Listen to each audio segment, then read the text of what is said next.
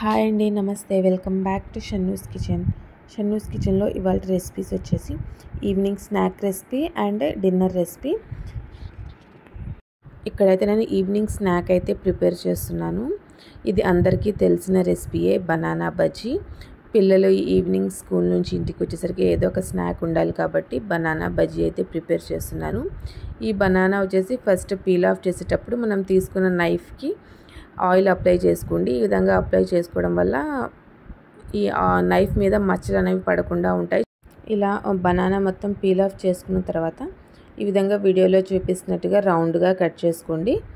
ఈ విధంగా మీకు సన్నగా కట్ చేసుకోవడం రాకపోతే ఏదైనా చాపర్ సహాయంతో కట్ చేసుకోండి. నేను ఇక్కడ చేత్తోనే కట్ చేసుకుంటున్నాను. ఇందులోనే కొంచెం ఉప్పు, వాటర్ వేసి ఇవి పక్కన పెట్టేసేయండి. ఇవి ఉప్పు, వాటర్ వేయకుండా పెట్టినట్టయితే నల్లగా అయిపోతాయి ఈ ముక్కలు.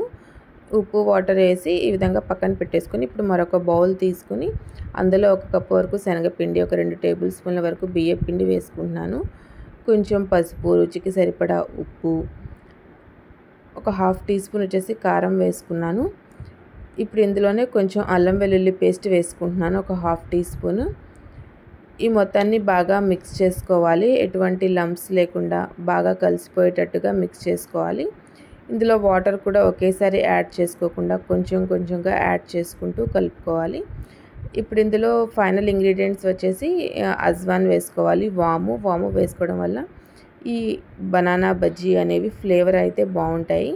ఇప్పుడు వాటర్ యాడ్ చేసుకుంటూ ఎటువంటి లంప్స్ లేకుండా కలుపుకోవాలి. ఇందులో బేకింగ్ సోడా కూడా వేసుకోవచ్చు. నేనైతే ఇక్కడ వేయలేదు. మీకు కావాలంటే ఒక 1/2 టీ స్పూన్ వరకు బేకింగ్ సోడా అయితే ఇక్కడ యాడ్ చేసుకోండి. ఈ విధంగా బాగా కలుపుకొని పక్కన పెట్టేసుకోండి. కన్సిస్టెన్సీ ఈ విధంగా రావాలి, మరీ పలచగా వేసినా బాగోదు. ఒకసారి ఉప్పు అనేది చెక్ చేసుకోండి. ఇప్పుడు ఒక కడాయి పెట్టుకోండి. అందులో డీప్ ఫ్రైకి సరిపడా ఆయిల్ వేసుకోండి. ఈ రెసిపీ వచ్చేసి ఈవినింగ్ స్నాక్స్ లాగా, రంజాన్ ఇఫ్తార్ రెసిపీ లాగా కూడా ప్రిపేర్ చేసుకోవచ్చు. ఈ కొన్ని బనానాస్ని ఈ విధంగా బ్యాటర్లో డిప్ చేసుకుని వీడియోలో చూపిస్తున్నట్టుగా ఈ విధంగా ఒక్కొక్కటిగా ఆయిల్లో వేసుకోవాలి. మీడియం ఫ్లేమ్ మీద ఫ్రై చేసుకోవాలి. హై ఫ్లేమ్ మీద ఫ్రై చేసుకుంటే కనుక పైన నల్లగా అయిపోతాయి, లోపల పచ్చిగా ఉంటాయి. సో మీడియం ఫ్లేమ్ మీద ఫ్రై చేసుకోవాలి. ఈ విధంగా ఎన్ని సరిపోతే ఆయిల్కి అన్ని వేసుకోండి. బ్యాటర్ అనేది కరెక్ట్ కన్సిస్టెన్సీ ఉంటేనే ఈ బజ్జీలు అనేవి టేస్ట్ బాగుంటాయి. ఈ విధంగా మీడియం ఫ్లేమ్ మీద చిన్నగా ఫ్రై చేసుకోండి. మంచిగా గోల్డెన్ కలర్ వచ్చేంత వరకు ఫ్రై చేసుకుని డిష్ అవుట్ చేసేసుకోండి. ఇవి వేడివేడిగా సాస్తో సర్వ్ చేసుకుంటే చాలా చాలా బాగుంటాయి.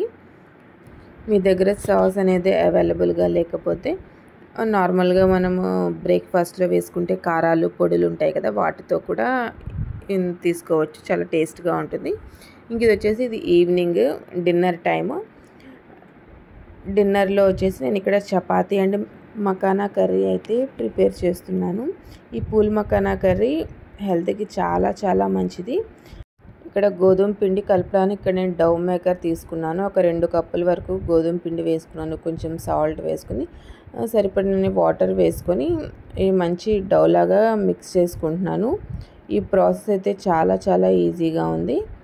ఈ విధంగా కలుపుకొని ఇందులోనే కొంచెం ఆయిల్ కూడా వేసుకొని కలుపుకోవచ్చు. కాకపోతే నేను ఇదంతా తీసేసి మళ్ళీ ఒక బౌల్లో వేసుకొని కొంచెం ఆయిల్ వేసుకొని మిక్స్ చేసి పెట్టుకున్నాను. జస్ట్ 2 నిమిషాల్లో మనకైతే చపాతీ పిండి అయితే రెడీ అయిపోతుంది. ఈ విధంగా ఒక బౌల్లో వేసుకొని కొంచెం ఆయిల్ అప్లై చేసుకొని ఈ విధంగా ఒక 2 నిమిషాల పాటు బాగా కలుపుకొని పక్కన పెట్టేసుకోండి. ఇంక ఇప్పుడైతే ఈ పూల్ మకానా కర్రీ కోసం ఆనియన్స్ అండ్ టమాటాలని మంచిగా చాపర్లో చాప్ చేసుకుంటున్నాను, ఫైన్గా అయ్యేటట్టుగా. ఇప్పుడు ఒక ప్యాన్ తీసుకొని అందులో కొంచెం ఆయిల్ వేసుకోండి. ఒక 3 టేబుల్ స్పూన్ల వరకు ఆయిల్ వేసుకొని ముందుగా చాప్ చేసి పెట్టుకున్న టమాటోస్, ఆనియన్స్ వేసుకోవాలి.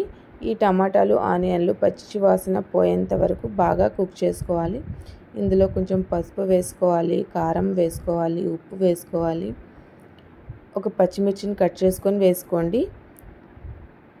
ఈ విధంగా ఒక 2 నిమిషాల పాటు బాగా కలుపుకుంటూ ఉడికించుకోండి.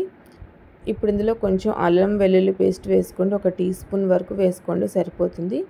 ఈ మొత్తం పచ్చి వాసన పోయేంత వరకు మూత పెట్టి ఒక 10 నిమిషాలు 15 నిమిషాల పాటు మీడియం ఫ్లేమ్ మీద కుక్ చేసుకోవాలి.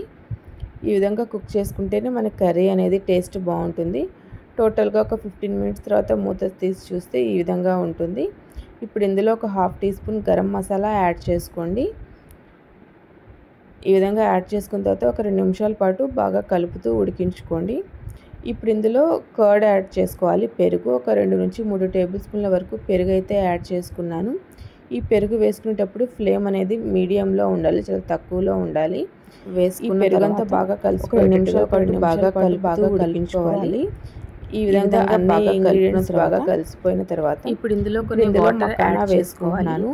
ఈ మకానాని నేను ఆల్రెడీ మసాలాలన్నీ మకానాకి బాగా పట్టేటట్టుగా కలుపుకోవాలి. వరకు వేసుకున్నాను. ఇందులో ఒక 1/2 గ్లాస్ వరకు వాటర్ అయితే యాడ్ చేసుకున్నాను. ఈ విధంగా వాటర్ యాడ్ చేసుకున్న తర్వాత ఒకసారి బాగా కలుపుకోవాలి. ఇందులో కొంచెం కొత్తిమీర కూడా యాడ్ చేసుకోండి. ఈ పాయింట్లో ఉప్పు కారం ఏమైనా తక్కువైనా కూడా అడ్జస్ట్ చేసుకోవచ్చు. ఈ విధంగా కొత్తిమీర యాడ్ చేసుకుని మీడియం ఫ్లేమ్ మీద ఒక 15 మినిట్స్ పాటు ఉడికించుకోవాలి. మధ్య మధ్యలో మూత తీస్తూ కలుపుతూ ఉడికించుకోవాలి. ఈ విధంగా 15 మినిట్స్ పాటు ఉడికించుకున్న తర్వాత గ్రేవీ అనేది అడ్జస్ట్ చేసుకోండి. ఫైనల్గా ఇంకొంచెం కొత్తిమీర యాడ్ చేసుకోండి. అంతేనండి, టేస్టీ పూల్ మకానా కర్రీ అయితే రెడీ. చాలా పోషకాలు, విటమిన్స్ ఉంటాయి. చిన్న పిల్లల నుంచి పెద్దవాళ్ళ వరకు ఎవరైనా సరే ఈ రెసిపీని అయితే తినొచ్చు. పూల్ మకానా తిన్న పిల్లలకి ఈ విధంగా కర్రీ చేసి పెట్టండి, చాలా ఇష్టంగా తింటారు. ఈ పూల్ మకానా కర్రీ రెసిపీ కనుక మీకు నచ్చినట్టయితే షన్నూస్ కిచెన్ని లైక్ చేయండి, షేర్ చేయండి అండ్ సబ్స్క్రైబ్ చేయండి. పక్కనే ఉన్న బెల్ ఐకాన్ని క్లిక్ చేయండి. నేను పెట్టే ప్రతి నోటిఫికేషన్ మీ దాకా వస్తుంది. Thank you for watching.